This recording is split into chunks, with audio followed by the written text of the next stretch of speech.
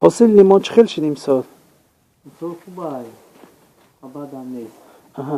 وقتی که حاصل خوب باشد خریداراتون چه خیلی هستند؟ خریدار سست اینه که خیلی که ناآمده هستن. چی شما خیلی امکانیتی هست که ببرید به خارج بیرون از تاجیکستان لیمون خودتان بفروشید حاصلی؟ نه کاری اکل شرایط نداریم ما. برای چی شرایط نیست؟ پول در کار است؟ چی در کار است؟ همون چی در کاره برای او را بودن ما با خارجه بودن اون هم میتونیم. همین ما که دهخونیم همین در خونه میان نرخ می‌نیم و روزی خطی میتونیم که میروم.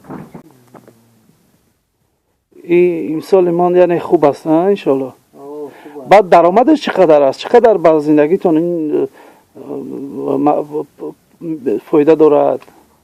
خیلی با همین چی داره مثلا خراجات داره.